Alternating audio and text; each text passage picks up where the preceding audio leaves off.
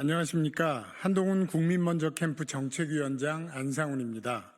한동훈 예비후보께서 분야별 정책 비전을 차례차례 발표해오고 계십니다. 오늘은 정책 비전 5탄으로 기후 에너지 분야 공약을 발표합니다. 오늘 발표를 위해 국민먼저 캠프 조경태 공동선대위원장님께서 함께해 주셨습니다. 국민먼저 캠프 국민먼저 정책자문단에는 각 분야별 뛰어난 전문가들과 전문성 있는 국회의원님들이 다수 포진하고 계십니다.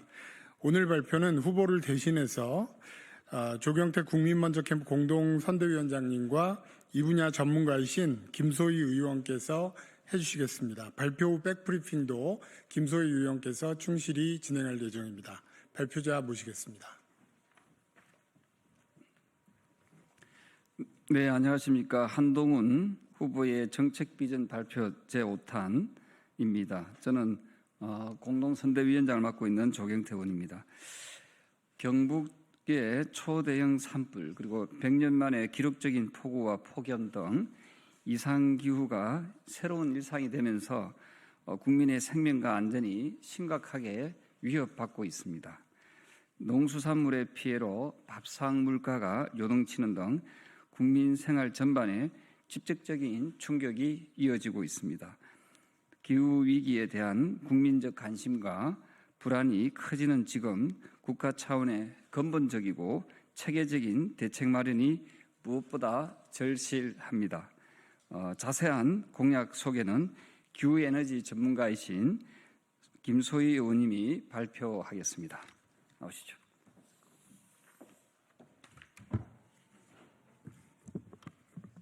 네, 여러분 반갑습니다. 국회 환경노동위원회 김소희 의원입니다. 더불어민주당 이재명 후보는 지난주 2040 탈석탄과 에너지 고속도로라는 기후 공약을 발표했습니다. 전국 석탄화력 발전소 61기 중 28기가 2036년까지 폐지될 예정이나 나머지 33기를 2040년까지 조기 폐쇄할 경우 5조 원 이상의 자초자산이 발생할 것이라는 전문가들의 우려가 제기되고 있습니다.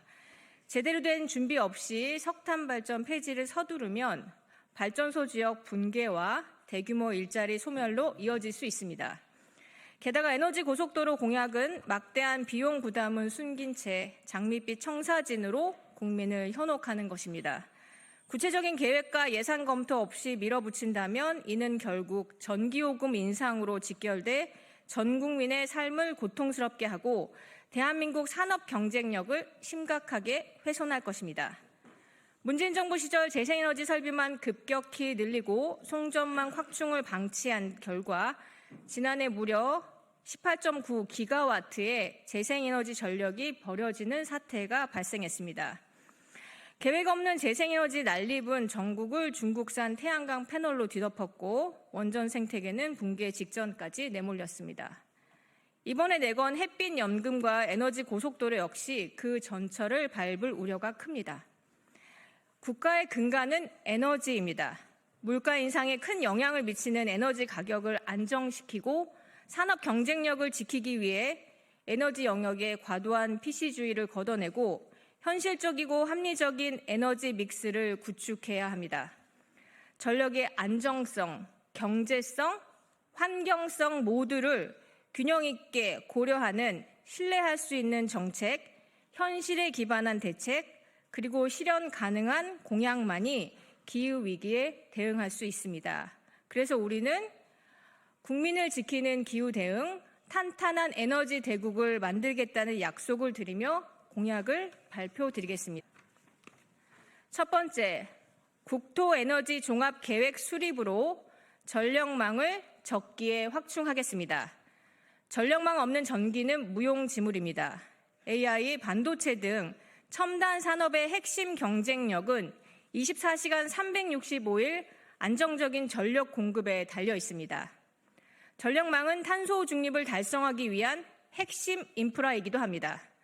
그러나 우리나라는 환경단체 반대 등으로 충남 발전소와 수도권 반도체 생산 시설을 연결하는 44.6km 길이의 북당진 신탕정 송전선로 개통이 무려 13년이나 지연돼 21년 만에 겨우 완공되는 전력망 구축이 심각하게 지체되어 왔습니다. 전력망 구축을 위한 실현 가능하면서도 혁신적인 대책이 절실합니다. 전력, 에너지, 통신 인프라를 따로따로 갖추는 방식에서 벗어나 고속도로, 철도 등 주요 인프라와 함께 동시에 설치하는 원시스템 국토에너지 종합 인프라 로드맵을 구축해야 합니다. 단순한 송전망 확충을 넘어서 전력 및 에너지 산업 전반의 최첨단화, 국토 전체 인프라 혁신을 위한 종합 계획이 필요합니다. 전력 인프라 구축을 단순히 한전이나 산업부의 일로 치부할 것이 아니라 정부가 총력을 다해야 합니다. 약속드립니다. 전력망, 통신망, 철도망, 도로망 계획을 함께 수립하고 적기에 건설하는 국토에너지 종합 계획을 추진해서 첨단 산업 경쟁력을 높이겠습니다. 도로, 기차, 댐, 항만 등 인프라 구축 시 전기, 통신, 가스, 열 등을 동시에 고려하는 국가 종합 인프라 계획을 통해 저비용의 신속한 전력망 확충과 AI 및 반도체 등 미래 먹거리 산업의 안정적 전력 공급을 달성하겠습니다. 두 번째, 기후환경부로 개편해 기후재난을 선제적으로 막겠습니다. 지난 3월 경북 의성에서 발생해 안동, 청송, 영덕까지 피해를 입힌 초대형 산불은 기후변화로 인한 재난재해의 무서움을 여실히 보여줬습니다. 1986년 산림청 통계 집계 이래 역대 최대 규모입니다. 기후변화가 우리의 삶과 안전을 얼마나 심각하게 위협하고 있는지 극명하게 보여주는 사례입니다. 개별 부처 단위의 단편적 대응으로는 한계가 있습니다. 기후변화로부터 국민의 생명과 안전을 지키기 위해 범정부 차원의 통합 거버넌스 구축과 민간 협력이 절실합니다.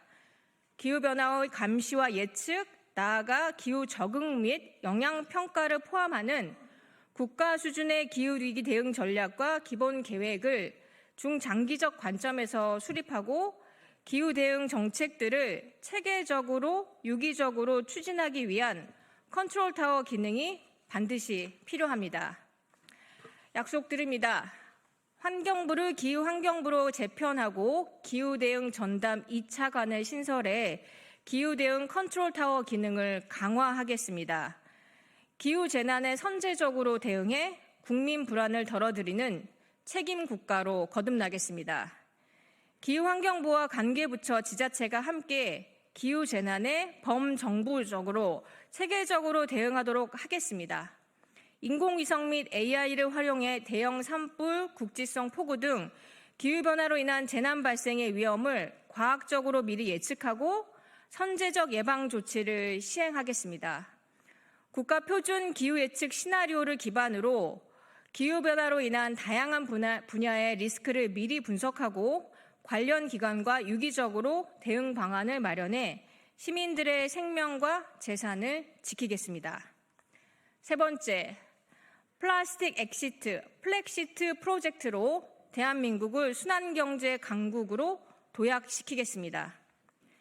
유엔의 플라스틱 오염 종식을 위한 국제협약 추진, EU의 순환경제 행동계획 등 국제사회는 지금 플라스틱 폐기물 문제 해결을 위해 전면적이고 가속화된 노력을 펼치고 있습니다. 난지도의 기적을 이뤄낸 대한민국, 이제 우리는 플라스틱 오염 종식에 세계적 선도국으로 나서야 합니다. 국제사회의 플라스틱 규제 강화는 더 이상 남의 일이 아닙니다. 새로운 무역 장벽이 되고 있고 우리 경제의 숨통을 위협하고 있습니다. 우리는 이에 맞서 플라스틱 재활용 기술 개발을 대폭 가속화하고 주요 수출국과의 상호 인증 협정을 체결하여 글로벌 순환경제 논의를 대한민국이 선도해 나가야 합니다. 단순히 플라스틱 생산 감축에만 머무르지 않고 첨단 기술과 혁신으로 자원 순환 인프라를 고도화하여 수출 경쟁력을 강화해야 합니다. 이를 위해 2030년까지 생분해 플라스틱 시장 규모를 연 10조 원 이상으로 확대하고 플라스틱 재활용 기술 투자를 대폭 강화하여 재활용률을 국제 수준으로 끌어올리겠습니다. 아울러 폐플라스틱 연료화 기술 개발을 집중 지원해 미활용 에너지원 확보에도 힘쓰겠습니다. 플렉시티는 단순한 환경 정책이 아닙니다. 플라스틱 혁신은 곧 기술 혁신이자 산업 혁신이며 21세기형 뿌리 산업으로 대한민국 경제 부활의 새로운 엔진입니다. 기존 제조업이 쇠퇴하고 있는 지금 우리는 순환경제 산업을 대한민국의 차세대 성장 주역으로 반드시 키워내야 합니다. 약속드립니다. 플라스틱 엑시트 프로젝트를 통해 대한민국을 세계 최고의 순환경제 강국으로 도약시키겠습니다. 국내 순환경제 산업 규모를 50조 원 이상으로 성장시키겠습니다.